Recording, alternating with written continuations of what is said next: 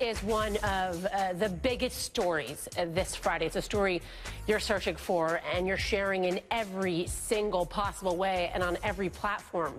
We will finally hear from former Olympian Bruce Jenner tonight. Will he address his changing appearance? Many of you are wishing him well on our Facebook page, like Linda, who writes, "Best of luck to you, Bruce. Stay true to yourself. Be happy." Now, here's part of the interview that will air tonight on ABC, and this is from Good Morning America. What's the question you would ask you? What's the question? If I were you, what question would you ask me? Right. Are you going to be okay? You know? Are you going to be okay? Yeah. I hope I'm going to be okay. I feel like I'm going to be okay. 2015 is going to be quite a ride. Quite a ride. We want to dedicate a little bit more time to the subject today because it's an important one to talk about. Joining me now, Kristen Beck, who's a retired United States Navy SEAL and is also transgender herself. Kristen, I'll start with this question that Bruce just asked himself. If, in fact, he does reveal tonight that he is going through a transition, is he going to be okay?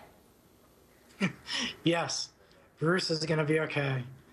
I just hope that everybody else understands that and kind of gives him a break. Yeah, you know, you mentioned in our interview earlier that you looked up to Bruce Jenner as a child. You are a former Navy SEAL, like I said, the ultimate position to achieve in your field. Bruce Jenner, a world-class Olympic athlete.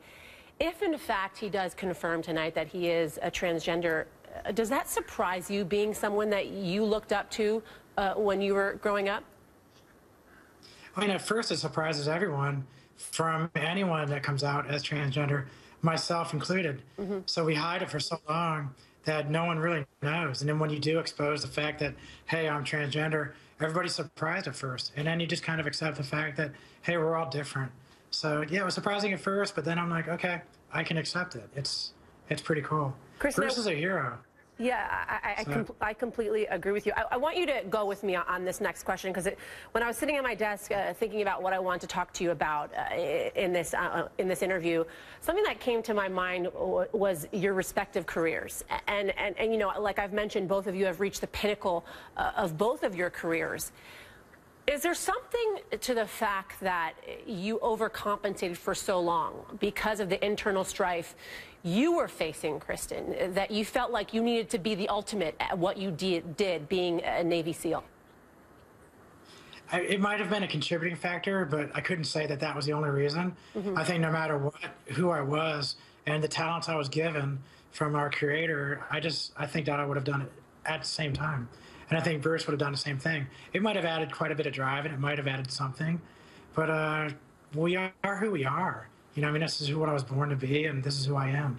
You know, one of my producers asked earlier, she said, why is this such a big deal? Why are we making such a big deal of this? Why do we care so much? You know, when Tim Cook came out and said he was gay, people were making a big deal. You know, back in the day when Ellen DeGeneres came out and she said she was gay, it was a big deal. Why do we still care so much? Because, like you just said, we all are who we are. Well, this is breaking stereotypes. I mean, you take, like myself, when I came out in 2013, I was breaking a huge stereotype of Conan, of the Navy SEAL, of Superman. And the fact that I went from that man world into a female world, which I don't myself think it's that big of a deal, but everyone sees it as a jump from Conan to Barbie. And the thing is nobody believes that Barbie is capable, which I think is wrong. So they think that a woman, couldn't do what I did. I think there's plenty of women that can do it. Do you think that we can have a woman as the president? Well, yes, I think so. I think that all of these attributes that you apply to male or female is where we have it wrong. So when somebody starts breaking that stereotype of gender, we still see it as a huge deal. One of these days, it won't be a big deal. Maybe next week, it won't be a big deal.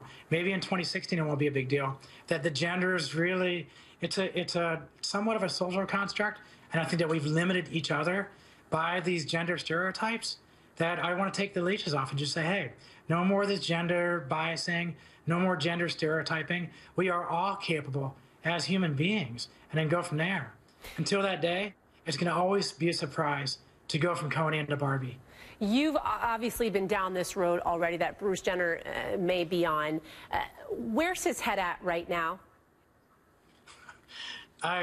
If it was Bruce Jenner from the 70s, the decathlon, the hero, my hero on a Wheaties box, I would say it would be a lot of places the same mine is, you know, but the whole Kardashian aspect of this whole thing and some of what's going on with paparazzi, that's not a world that I even know, not even in the slightest. So it'd be really hard for me to say, and I wouldn't want to speak to that. I can speak to the world of a Navy SEAL, of a super athlete, and just say that it's tough.